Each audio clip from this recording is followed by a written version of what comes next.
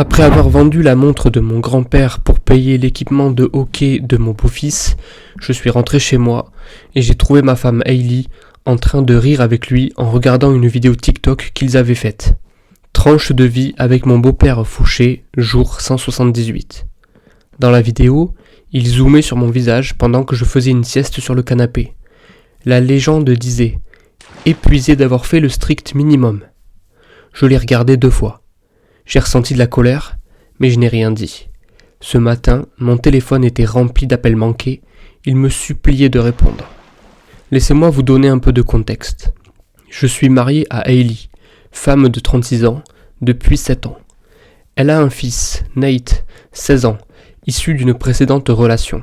Son père biologique n'est plus dans le tableau depuis que Nate a 5 ans, soit peu de temps après que Hailey et moi nous mettions ensemble. À l'époque, Nate était un gamin de 9 ans, plutôt calme, passionné de jeux vidéo. Avance rapide jusqu'à aujourd'hui, et ce gamin ne vit maintenant que pour le hockey sur glace. Et laissez-moi vous dire que le hockey, ce n'est pas un sport bon marché. Je me suis cassé le dos à enchaîner les heures sup à l'entrepôt où je bosse, et à prendre des petits boulots le week-end, juste pour suivre le rythme. Cross personnalisé qui casse tous les 2 mois, patins spéciaux, stages de perfectionnement onéreux, frais de tournoi, coût des déplacements. Pendant ce temps, Hailey gère la maison, ce qui apparemment veut dire passer 3 heures par jour sur son téléphone et commander des plats emportés sur Uber Eats quand c'est à son tour de cuisiner. Mais bon, je me suis engagé là-dedans, pas vrai ?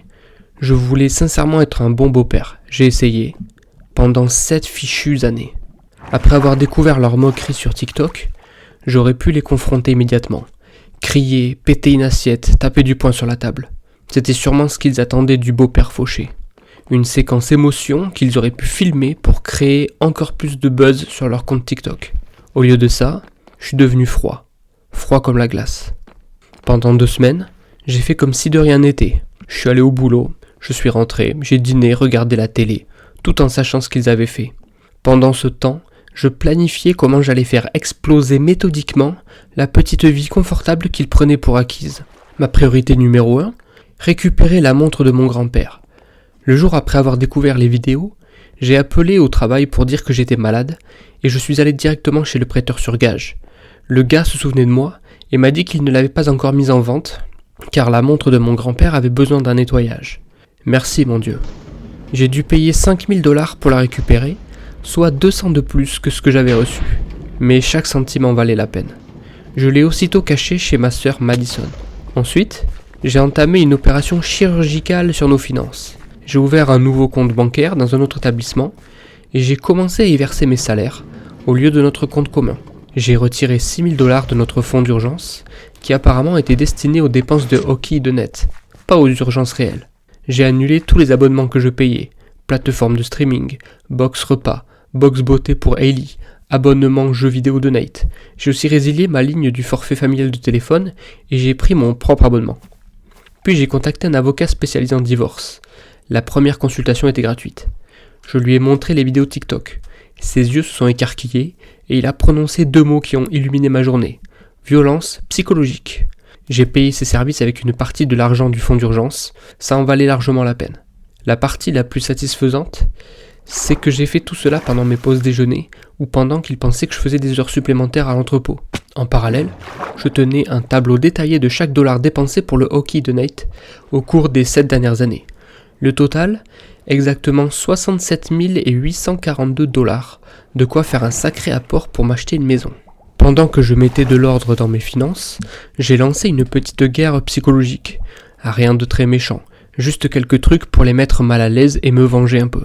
J'ai accidentellement laissé traîner des papiers de divorce dans ma voiture, là où Hailey pouvait les voir. J'ai commencé à prendre des appels personnels dans la salle de bain, porte fermée à clé. J'ai glissé à Nate que son entraîneur de l'équipe de hockey m'avait appelé. C'était faux, mais son visage est devenu livide. J'ai décroché toutes les photos de famille du salon et je les ai rangées dans un carton étiqueté « Passé ».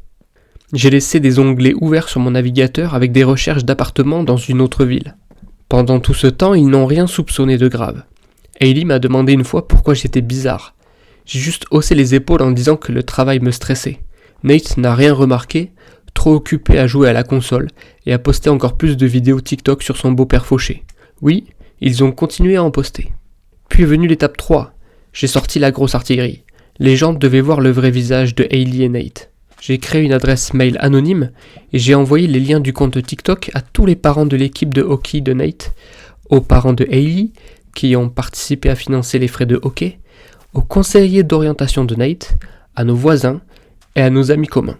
Je n'ai ajouté aucun commentaire, juste les liens avec l'objet. Je pense que ça pourrait vous intéresser. Pendant que cette bombe à retardement s'apprêtait à exploser, j'ai mis en œuvre la phase finale.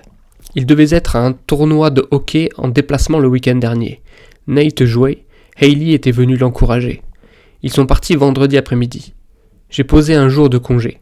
Dès que leur voiture a quitté l'allée, j'ai emballé mes affaires essentielles, désactivé leur accès aux caméras de sécurité de la maison, j'ai laissé des captures d'écran imprimées des pires TikTok étalées sur la table de la cuisine et j'ai posé les papiers de divorce au centre. Et pour couronner le tout, une note manuscrite. Félicitations pour votre succès sur TikTok. J'espère que ça en valait la peine, Ethan. Ensuite, j'ai jeté un dernier regard autour de moi et je suis parti. Je n'ai rien entendu jusqu'au samedi soir, puis mon téléphone a explosé. D'abord des textos confus. Où étais-je ? Pourquoi mes affaires n'étaient plus là ? Puis la colère. Comment osais-je les abandonner ? Quel genre d'homme faisait ça ? Ensuite, la panique. Les voisins agissaient bizarrement. L'entraîneur de Nate voulait leur parler. La mère de Hailey appelait en boucle. Leur forfait mobile était épuisé. Les cartes bancaires étaient refusées au supermarché. Dimanche matin, le ton avait complètement changé. Des messages vocaux en pleurs. Hailey disant qu'elle était désolée, que c'était juste une blague, qu'ils n'avaient jamais voulu me blesser avec leur compte TikTok. Nate m'envoyait des messages disant qu'il allait supprimer les vidéos, me suppliant de répondre, de revenir. Où étais-je ? Je n'ai répondu à aucun de leurs messages. Lundi matin, j'ai reçu un appel du père de Hailey. Je n'allais pas décrocher, mais j'étais curieux. L'homme qui m'avait toujours fait sentir que je n'étais pas assez bien pour sa fille. Il me présentait des excuses. Il a dit qu'il n'avait aucune idée de ce qu'il faisait, qu'il était écœuré par le comportement de sa fille et de son petit-fils. Il m'a demandé s'il pouvait faire quelque chose pour réparer les choses. Je lui ai répondu la vérité. Il n'y avait plus rien à réparer. Cet après-midi-là, j'ai revu mon avocat. Je lui ai montré tous les messages désespérés, les menaces, les excuses. Il a hoché la tête et les a ajoutés au dossier. Ça fait maintenant 5 jours. Je suis toujours logé chez ma sœur, Madison, et je continue d'ignorer leurs appels. Le compte TikTok a disparu, mais pas avant que la plupart de leur entourage ne le voie. D'après mon voisin, la seule personne avec qui je suis encore en contact, les parents de Hailey sont venus à la maison et ils se disputent sans arrêt. L'entraîneur de Nate m'a appelé directement hier. Apparemment, Nate a été suspendu temporairement de l'équipe en attendant une enquête sur son comportement. L'entraîneur s'est même excusé, disant qu'il n'avait aucune idée de tout ce que j'avais sacrifié pour que le gamin puisse jouer au hockey. Apparemment, il risquerait d'être exclu définitivement de son équipe. La montre de mon grand-père repose sur la table de nuit de la chambre d'amis de Madison. Chaque fois que je la regarde, je me rappelle ce que mon grand-père m'a dit. La parole d'un homme est ce qu'il a de plus sacré, Ethan. J'ai brisé sa promesse une fois en la vendant. Je ne la briserai plus jamais. Et maintenant, le divorce prendra du temps. Il faudra sûrement vendre la maison. Nate devra trouver un autre moyen de financer ses rêves de hockey. Hailey devra se trouver un vrai travail pour la première fois depuis 7 ans. Et moi, j'ai déjà un entretien prévu la semaine prochaine dans une autre ville. Une nouvelle page, un nouveau départ. Ils voulaient devenir célèbres sur TikTok en se moquant du beau-père fauché. Eh bien, ils ont eu ce qu'ils voulaient. Maintenant, ils devront vivre avec les conséquences. Une dernière mise à jour viendra bientôt pour ceux que ça intéresse. Salut Reddit, ça fait maintenant 3 mois depuis ma dernière mise à jour. Je n'avais pas prévu de revenir poster ici, mais j'ai reçu un message privé ce matin qui m'a fait réaliser que je devrais peut-être conclure cette histoire correctement. Pour ceux qui ont manqué les 2 premières parties, voici un résumé rapide. Ma femme et mon beau-fils se moquaient secrètement de moi sur TikTok, après que j'ai vendu la montre de mon grand-père pour payer l'équipement de hockey du gamin. Alors j'ai fait exploser leur petit confort et j'ai demandé le divorce. Alors, où est-ce que j'en suis maintenant ? Je suis assis dans mon nouvel appartement, en train de regarder la pluie taper contre les vitres. L'appartement n'est pas spécialement luxueux, une seule chambre, une cuisine avec une cuisinière qui met une éternité à chauffer, et une salle de bain où le ventilateur fait un bruit d'hélicoptère. Mais c'est un début pour ma nouvelle vie, et au moins c'est chez moi. Plus de vidéos moqueuses stupides sur TikTok. Plus d'équipements de hockey hors de prix à acheter pour Nate. Plus ce sentiment constant de ne jamais être assez bien pour eux. Mais d'abord, revenons un peu en arrière pour expliquer comment j'en suis arrivé là. Après mon dernier post, les choses sont devenues étranges. bien plus étrange que je ne l'avais imaginé. Je pensais que Hailey et Nate finiraient par se calmer et essaieraient de reconstruire leur vie sans mon portefeuille. Raté. Leur désespoir est monté à des niveaux qui m'ont franchement mis mal à l'aise. Pendant le premier mois, j'ai maintenu le zéro contact, sauf par l'intermédiaire de mon avocat. Ça m'a coûté une fortune en frais juridiques, parce qu'Hailey l'appelait pour les raisons les plus absurdes. Ma préférée, elle a demandé à mon avocat de me contacter parce que la télécommande de la porte du garage était cassée, et que Ethan devait venir la réparer. Mon avocat a même ri en me racontant ça. Pendant ce temps, je suis resté chez ma sœur Madison. Elle a été la vraie héroïne dans toute cette histoire. Elle m'a hébergé dans sa chambre d'amis, s'est assurée que je mangeais autre chose que des chips et des boissons énergétiques, et surtout ne m'a jamais dit « je te l'avais bien dit », même si elle aurait totalement pu. Elle n'a jamais aimé Hailey, elle m'a toujours dit qu'il y avait quelque chose de louche dans la façon dont Nate me traitait. Mais elle a respecté mes choix. Je suppose que le choc financier les a frappés de plein fouet. Environ 6 semaines après, j'ai reçu un SMS d'un numéro que je ne reconnaissais pas. C'était Nate qui utilisait le téléphone d'un ami, puisque j'avais bloqué son numéro. Son message ne faisait qu'une ligne. J'ai dû vendre mon équipement de hockey. J'espère que t'es content. Je n'ai pas répondu, mais j'ai ressenti un petit pincement. Pas de la culpabilité, non. Plutôt une sorte de tristesse, pour ce que ça aurait pu être. S'il m'avait réellement vu comme un membre de la famille, au lieu d'un distributeur de billets ambulant. À la 7e semaine, j'ai appris qu'Hailey avait trouvé un boulot dans un café du coin. Je l'ai su par des amis communs qui y sont allés et l'ont vue derrière le comptoir. Apparemment, elle avait l'air fatiguée et en colère. Bienvenue dans le vrai monde, Hailey. Le reste d'entre nous y est depuis longtemps. La procédure de divorce avançait lentement, comme c'est souvent le cas. Notre première comparution au tribunal était ultra tendue. C'était la première fois que je la revoyais en face depuis que tout avait éclaté. Hailey avait l'air d'avoir pris 5 ans en 2 mois. Nate ne pouvait même pas me regarder dans les yeux. Mon avocat a sorti les captures imprimées des vidéos TikTok comme preuve de harcèlement émotionnel. Le visage de la médiatrice en les regardant ? Inestimable. Un mélange d'incrédulité et de gêne par procuration. Quand elle a demandé à Hailey pourquoi elle pensait que ce genre de comportement était acceptable, Hailey a juste marmonné quelque chose comme « C'était juste pour rire, tout le monde fait du contenu comme ça ». Non Hailey, tout le monde ne fait pas ce genre de contenu. Il y a eu un moment, pendant la médiation, qui a failli me briser. Nate m'a enfin regardé et m'a demandé d'une voix toute petite où était la montre de mon grand-père. Il a dit qu'il était désolé, qu'il ne comprenait pas à quel point elle comptait pour moi. Pendant une fraction de seconde, j'ai presque voulu le croire. Puis je me suis rappelé cette vidéo de lui, exhibant cette fausse montre ridicule en se moquant de mon vieux machin tout poussiéreux. Et ce moment est passé. Le règlement financier a été simple, vu qu'il n'y avait plus grand chose à se partager. La maison a dû être vendue, le marché est un désastre en ce moment, donc on a vendu à perte. Hailey a essayé de réclamer la moitié de mon compte épargne retraite. Mais mon avocat a sorti les preuves qu'elle vidait nos comptes en banque depuis des années pour financer les frais de hockey de Nate, tout en ne contribuant absolument à rien elle-même. La surprise est venue des parents de Hailey. Ils m'ont contacté il y a environ 1 mois en me demandant de nous rencontrer pour un café. J'étais méfiant mais j'ai accepté, dans un lieu public. Ils sont arrivés l'air épuisés. Il s'avère que Hailey et Nate ont dû emménager chez eux, incapables de payer un loyer quelque part, et que ça se passe très mal. Le père de Hailey m'avait dit quelque chose qui m'est resté.